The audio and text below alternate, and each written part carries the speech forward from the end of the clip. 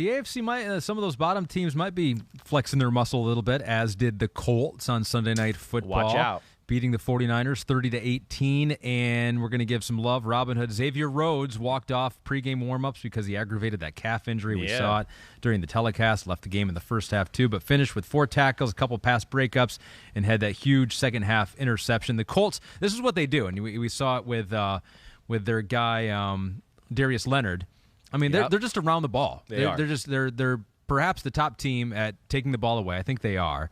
And they did it in this game, and that was the difference in a rainy, soggy night in Santa Clara. They're dangerous to me. They're like the sleeping giant of the AFC, where I'd go, ooh, watch out. You let them in the playoffs, and they keep playing the way they are, they're going to be a pain for any team in the playoffs. They are. Because, we've seen them slow down Lamar Jackson in the run game. They can do that. They're very fast on the defensive side of the ball. Their corners to me are a question mark, and I know they're a little banged up in those areas too. Xavier Rhodes, phenomenal. I mean, to play through that, the calf strain and everything that way, and have it, re-injure or pull a little bit in pregame, gutsy performance. He's a tough SOB. There's no doubt about that. Some big plays there, but, again, it's a well-coached defense, and the offense is like hitting that point where you go, man, they can kind of do everything. Well, they're the opposite. So Pete notes here that Indy's 16 takeaways is tied with Buffalo for the most in the NFL. And Carson Wentz and company, a couple turnovers in this one, which you can forgive in those conditions that we had. Right. But Wentz still has just 1 interception because that was ruled a fumble. Yeah, right. Which actually, if he could have gotten that ball off, would have been a touchdown. Pascal was wide open in the end zone. Yep. And so they've taken care of the ball. Carson Wentz has got his ankles back, apparently, and seems to be running super well. I mean, who knows how long he can stay healthy running like he is, but yeah, and Michael Pittman seems to be becoming a star go-to guy for Carson Wentz. So it's like they've got weapons all over the place. They do. They got weapons all over the place. Mo Alley-Cox is legit. The supporting receivers are real. They got a lot of good. You're right. Pittman Jr. is a borderline superstar. If they can get T.Y. Hilton back healthy, that's why I was so disappointed about Paris Campbell getting hurt last week, because he's a star in my opinion too. It's just unfortunate.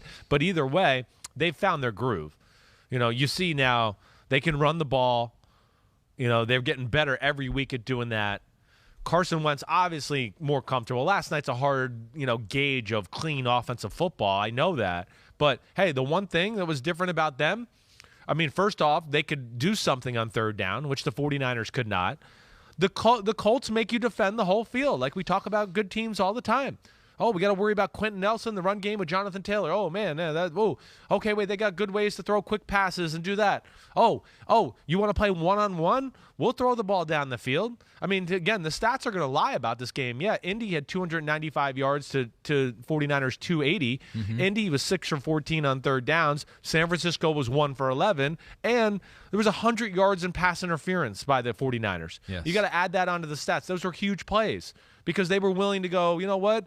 We're going to stretch the field. You're not going to just play this defense. We're not going to just let you sit here and do this. If you're going to play out there with those kind of sorry corners you got, we're going to test it. Mm-hmm. And that's what they did, and they put pressure on you. Watching that, you were like, why doesn't every team just underthrow every ball? And then you're like, oh, wait, we do see that a lot, and they're oftentimes picks. Yeah. So it doesn't always work as well as we saw in that game. But the point is, it's a lost start, and that's where I like – when it's one-on-one, when it's like it's one-on-one. Yes, take chances. And more times than not, the receiver's going to catch it or you're going to get pass interference. As you saw last night, DBs cannot play the ball in those situations a lot of the time. They cannot, and especially the way a lot of the DBs are taught now to turn into the receiver.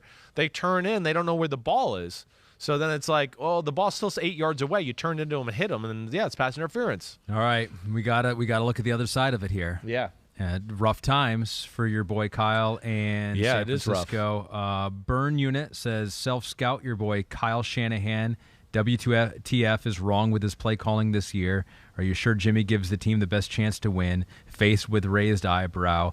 And Kamaroto1 says, self-scout thyself, Chris. Stop picking the 49ers because you have a friend there. They're just not that good. So the people that have praised Kyle for so long and have been excited about this year, which they should be, it's a good roster, good team, are turning on Kyle and you because you have your connection to him. Yeah. Well, listen, I don't know what to say. I know I picked them to win the game last night. I did. I needed to see the Colts win that type of game before I picked them. I just couldn't do it. But I think, what we just talked about with the Colts, here would be my first thing. First off, the 49ers do not make you defend the whole field. I mean, that's the biggest thing to me more than anything.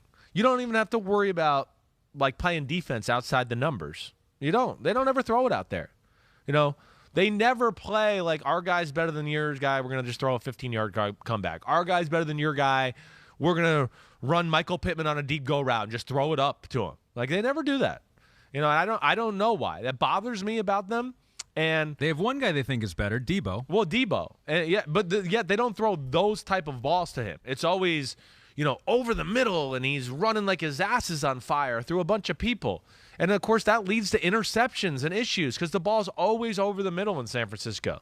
So, yeah, they've hit, a little bit of a stalemate on the offensive side of the ball. Again, it was tough last night. The weather was crazy, but there was a difference there between, to me, an offense that stresses you out a little bit more and an offense that it just, if the Shanahan special run game doesn't work, it just, I question it a little bit. I guess that's my biggest thing. And to me, one of the things I'll say if I'm going to self-scout my friend or anything like that is, I'd like to see them be a little more diverse in the pass game and stop looking so many concepts over the middle. But the other thing to that, too, would be, the first drive of the game, they ran the ball right down the Colts' throats. All these misdirections and people going different ways before the snap, and then even the ball's being snapped and they're handing it to the left, but they got guys going to the right, and you're going wait, is something going to go over there? And it was unstoppable. Looked awesome. Right. And then the second drive, they ran another one of those runs, ripped off a 16-yard run, and then threw the ball 3 straight plays. And then got into a little bit of I just wanted to go, where's all the misdirection stuff again? They went 3 or 4 series where I just went, where did it go? That all worked. Do we know that the Colts adjusted and know how to defend it? That would be the one thing I would say a little bit. But yeah, they're struggling right now. There's no doubt about it. Can they still make the playoffs? Yes, they can. Definitely in the NFC, 100%. I mean, still a lot of good football players. They've been a little beat up, definitely. Their defensive line's not as dominant as I thought it would be. I won't lie about that.